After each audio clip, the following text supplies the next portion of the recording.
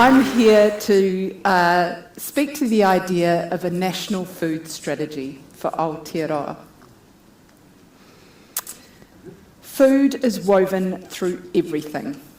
To begin with, it's important to understand food systems and that kai is woven through so much of our lives.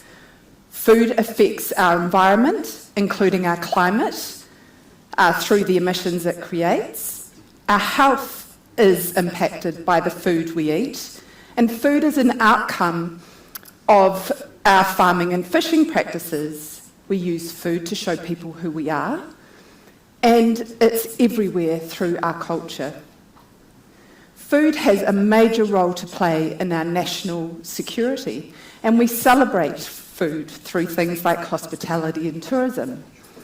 Manufacturing and transport are majorly impacted or have an impact on our food. As an example, often it costs less to bring wheat from Australia than it does to move it from the south to the North Island.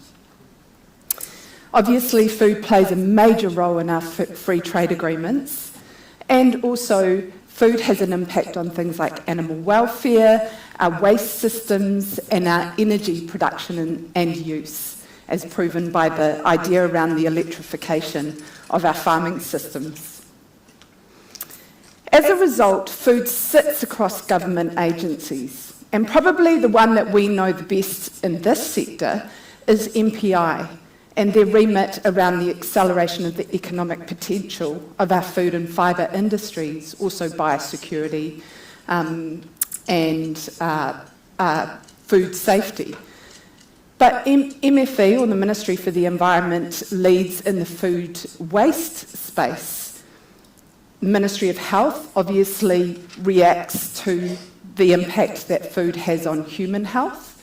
MB looks after food businesses, including SMEs in the hospitality and tourism space. Ministry of Education is food in schools. Ministry of Social Development has the remit around food insecurity. And because of this, it can be difficult to design a comprehensive food system and a response and a vision. Because it's everybody's responsibility, it's nobody's responsibility. So what is a national food strategy? Basically, it's a master plan that articulates our national ambitions and priorities as they relate to food. It's our guiding star. It's a place from which to set our compass as we move forward into an increasingly unknown future.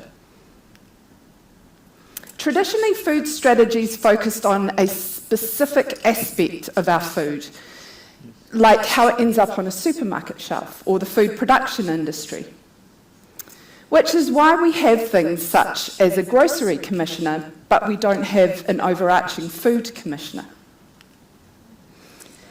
But best practice globally is a strategy that reflects the interconnectedness of everything and takes a food systems approach. So what could our food strategy address? It could be our response to how food impacts our climate and environment. It could highlight the things we value culturally. It could find pathways to keep us well. It could inform those setting policy and deciding regulations across agencies. It could decide the importance of protecting food and production. It could prioritise agri-food as part of our global offering. It could address both our short and long-term supply chains, how we feed ourselves, our near neighbours, and the rest of the world. It could acknowledge the interconnectedness of all of these to create food security for New Zealand. It could be connected to something like a natural capital account to measure the outcomes of food production on our natural world.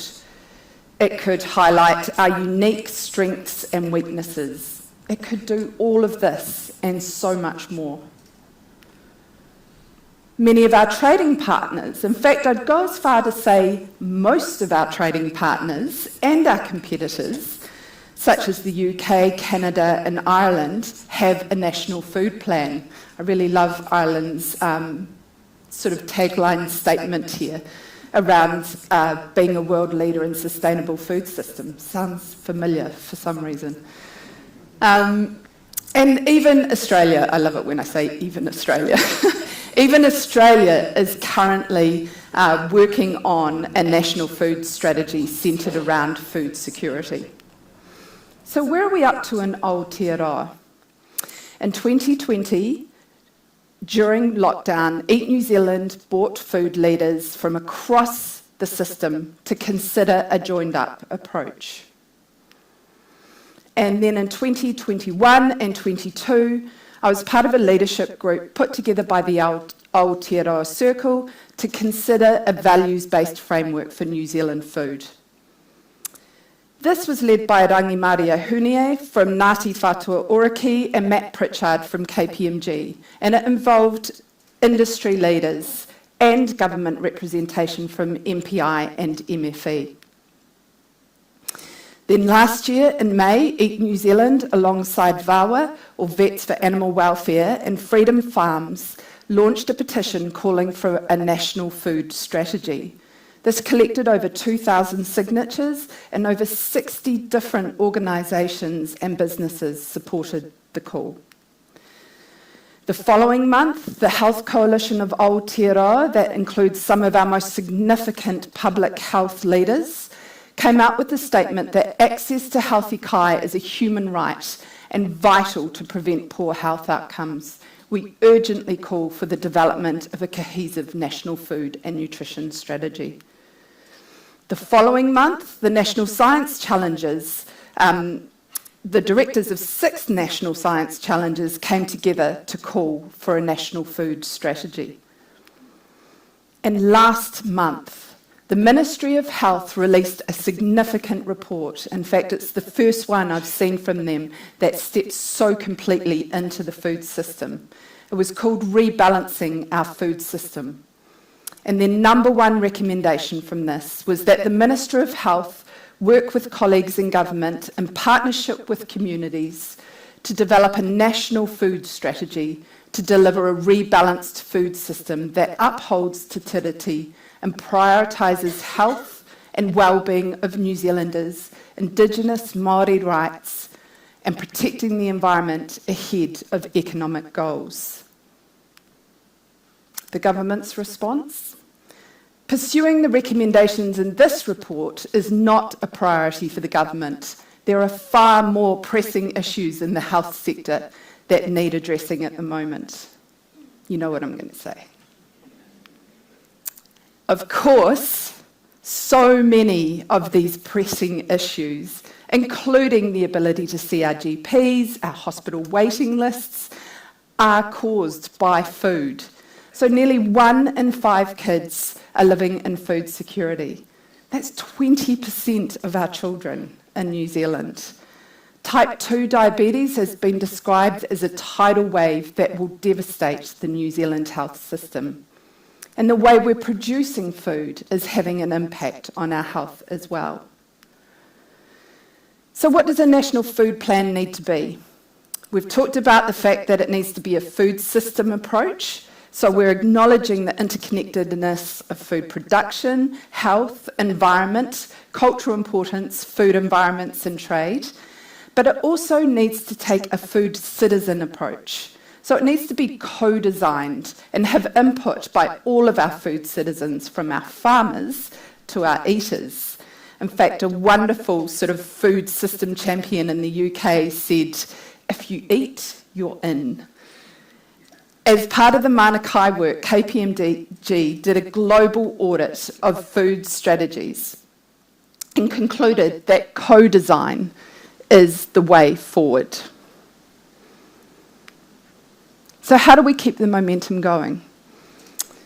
We have to find a place to bring people together. Interestingly, one of the other outcomes of the Mana Kai work was the call for a place to bring industry and community together in a collaborative way called the Mana Kai Po. But whether it's through Mana Kai or not, the bringing together should be our goal. So what's next?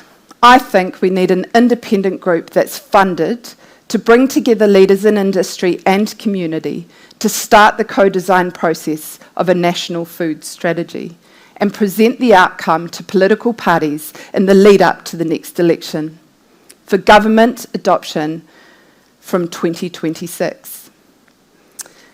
I don't think any of the groups, from science, health, industry or community, who are calling for a strategic direction can do it alone. It's something we have to design together. I'm not giving up, and I hope that you will all join me in calling for a national food strategy for Aotearoa. Kia ora.